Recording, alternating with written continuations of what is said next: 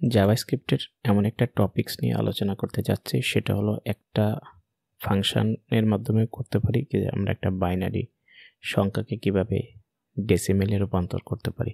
তা এটা প্রথমত আমরা খুব সহজ একটা পদ্ধতিতে করব। সেই সহজ পদ্ধতিটা ধরো বাইনারি নামে আমি একটা সংখ্যা নিয়ে নিলাম। এই বাইনারি সংখ্যাটার ভিতরে আমি কিছু ইনপুট দিলাম আমার ইচ্ছা মতো। এই সংখ্যাটার বাইনারি আমার কত হবে? তো কিচ্ছু করার দরকার নেই, আমরা কনস্ট্যান্ট নামে আরেকটা রেজাল্ট ভেরিয়েবল ডিক্লেয়ার করলাম এবং এইখানে আমরা পার্স ইন্টিজার একটা মেথড আছে, সেই পার্স ইন্টিজার মেথডটা কল করে আমরা এর ভিতরে ফার্স্ট প্যারামিটার হিসাবে আমরা বাইনারি সংখ্যা এই সংখ্যাটা দিব এবং যেহেতু এটা দশমিকে রূপান্তর করব, এখন আমরা জানি বাইনারির বেস, তো প্রথম প্যারামিটার হিসেবে আমরা বাইনারির সংখ্যাটা দেব এবং দ্বিতীয় প্যারামিটার হিসেবে আমরা বাইনারির বেসটা দিব। তারপরে এখানে আমাদের এই রেজাল্টটা যদি আমরা কনসোল লক করে দেখি, তাহলে আমরা এখানে এই বাইনারি সংখ্যাটার ডেসিমেল সংখ্যা কত সেটা এক্স্যাক্টলি পেয়ে যাচ্ছি। আমরা দ্বিতীয়ত আর একটা পদ্ধতি ব্যবহার করে এটা করতে পারি। সেই পদ্ধতিটা হলো আমাদের জাভাস্ক্রিপ্টের এই বাইনারি সংখ্যাটাকে যেহেতু একটা স্ট্রিং আকারে আমরা পাচ্ছি বা নিচ্ছি, সেই স্ট্রিংটাকে আমরা একটা অ্যারেতে রূপান্তর করব, তারপর এটা রিভার্স করব এবং রিডিউস মেথডের মাধ্যমে করব। তো চলো আমরা স্টেপ বাই স্টেপ করি এবং এক্সপ্লেন করার চেষ্টা করি। প্রথম আমাদের বাইনারি টু ডেসিমেল নামক আমি একটা ফাংশন ডিক্লেয়ার করলাম। অবশ্যই প্যারামিটার হিসেবে এটা একটা নাম্বার পাচ্ছে এবং সেই নাম্বারটা হচ্ছে আমার বাইনারি নাম্বার। এখান থেকে প্রথম কাজ হচ্ছে আমি পুরোটাই একবারে রিটার্ন করে দিচ্ছি, রেজাল্টটা রিটার্ন করে দিচ্ছি। প্রথমে আমার যে নাম্বারটা আসতেছে এই নাম্বারটাকে আমি স্প্লিট করতেছি, দ্যাট মিনস অ্যারেতে রূপান্তর করছে একটা এমটি স্ট্রিংয়ের উপর বেস করে।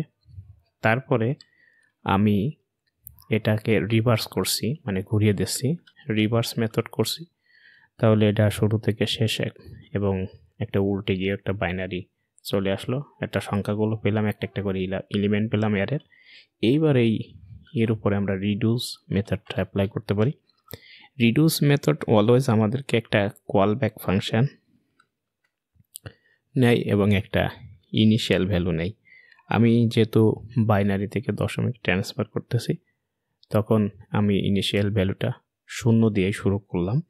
আর এখানে এই কলব্যাক ফাংশনটা প্যারামিটার হিসাবে দুইটা জিনিস নেই বেসিক্যালি, একটা হচ্ছে অ্যাকুমুলেটর এবং কারেন্ট ভ্যালু। তা আমি অ্যাকুমুলেটরে এক্স দিয়ে প্রকাশ করলাম এবং কারেন্ট ভ্যালুটাকে ওয়াই দিয়ে প্রকাশ করলাম এবং এটার একটা ইন্ডেক্স নিয়ে কাজ করবো। যেহেতু এর প্রত্যেকটা এলিমেন্ট থাকবে, এই জন্য আমরা ইন্ডেক্স নিয়ে কাজ করব এবং দিন শেষে রিডিউস ফাংশন একটা রেজাল্ট রিটার্ন করে। তো সরাসরি আমরা এই রিটার্ন কিওয়ার্ডটা ইউজ করলাম। রিটার্ন কিওয়ার্ডটা ইউজ করব আমরা আমাদের এই কারেন্ট ভ্যালুর উপর বেস করে।